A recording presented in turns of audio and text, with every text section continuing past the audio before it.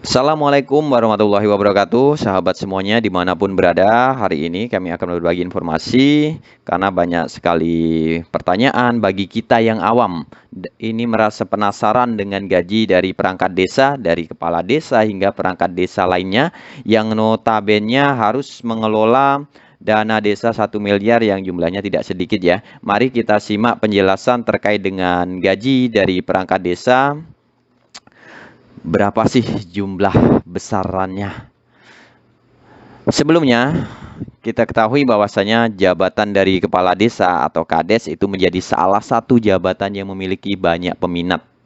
Dilansir dari berbagai sumber, antusiasme ditandai dengan ketatnya dari persaingan pemilihan kepala desa atau pilkades di sejumlah daerah Indonesia. Karena tak sedikit biaya yang harus dikeluarkan untuk mencalonkan diri menjadi seorang kades hingga memasuki masa kampanye dari awal hingga akhir. Lantas, sebenarnya berapa besar dari pendapatan seorang kepala desa ataupun perangkat desa lainnya?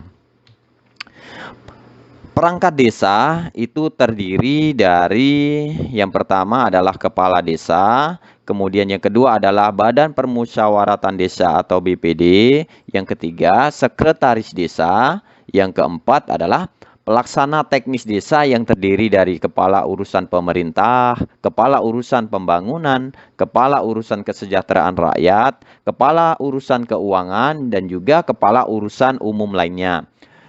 Selanjutnya, perangkat desa juga terdiri atas pelaksana kewilayahan yang terdiri dari kepala dusun atau kadus dan administrasi desa. Dasar hukum dari pelaksanaan besaran gaji yang diterima kepala desa itu terdapat pada Peraturan Pemerintah atau PP nomor 11 tahun 2019 tentang perubahan kedua atas Peraturan Pemerintah nomor 43 tahun 2014 tentang Peraturan Pelaksanaan Undang-Undang nomor 6 tahun 2014 tentang desa.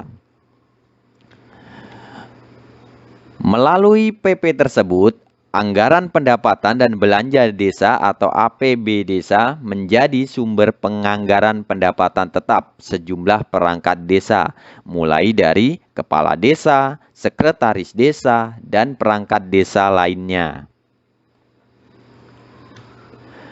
Disebutkan dalam pasal 81. Jadi pasal 81 terdapat pasal 81 ayat 1. Penghasilan tetap diberikan kepada kepala desa, sekretaris desa, dan perangkat desa lainnya dianggarkan dalam APB desa yang bersumber dari ADD.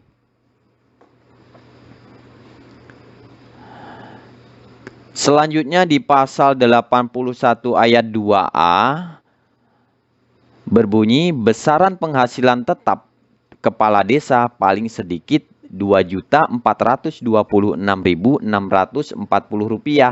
setara 120% atau 120/100 dari gaji pokok pegawai negeri sipil golongan ruang 2A. Jadi ini yang pasal 81 ayat 2A itu mengatur tentang besaran penghasilan dari kepala desa. Selanjutnya di pasal 81 ayat 2B, besaran penghasilan tetap sekretaris desa paling sedikit Rp2.224.420. Ini setara dengan 110% atau 110/100 dari gaji pokok pegawai negeri sipil golongan ruang 2A. Pasal 81 ayat 2B ini mengatur besaran penghasilan dari sekdes atau sekretaris desa. Selanjutnya di pasal 81 ayat 2C disebutkan bahwasanya besaran penghasilan tetap perangkat desa lainnya paling sedikit Rp2.022.200 setara 100% atau 100/100 dari gaji pokok pegawai negeri sipil golongan ruang 2A. Ini besaran penghasilan tetap perangkat desa lainnya. Mengenai kenaikan gaji perangkat desa di tahun 2023. Dalam PP nomor 11 tahun 2019, pasal 81 tadi menyebutkan bahwa perangkat desa, baik itu kepala desa, sekretaris desa, dan pegawai lainnya, penghasilan tetap dianggarkan dari anggaran pendapatan belanja desa atau APB desa, atau sumbernya dari anggaran dana desa yang telah disalurkan oleh pemerintah di seluruh desa di Indonesia. Apabila gajinya dari anggaran dana desa tidak mencukupi, maka dapat diambilkan dari sumber lainnya. Gaji perangkat desa itu naik setara dengan golongan pegawai negeri sipil golongan 2A. Dan ada beberapa daerah yang telah menaikkan gaji sesuai dengan besaran pendapatan, karena di dalam PP nomor 11 tahun 2019 itu adalah minimal gaji. Jadi PP nomor 11 tahun 2019 tadi adalah minimal gaji atau gaji paling sedikit, adalah seperti gaji PNS. Di beberapa wilayah di Jawa Tengah atau daerah lainnya terdapat gaji kepala desa hingga mencapai 4,5 juta per bulannya. Dan hal itu sesuai dengan ketentuan dari bupati masing-masing kabupaten. Jadi apabila ingin ada kenaikan itu sesuai dengan ketentuan dari bupati masing-masing di kabupaten kota. Demikian sahabat semuanya, semoga bisa bermanfaat dan menambah wawasan kita. Mohon koreksinya. Kami akhiri. Wassalamualaikum warahmatullahi wabarakatuh.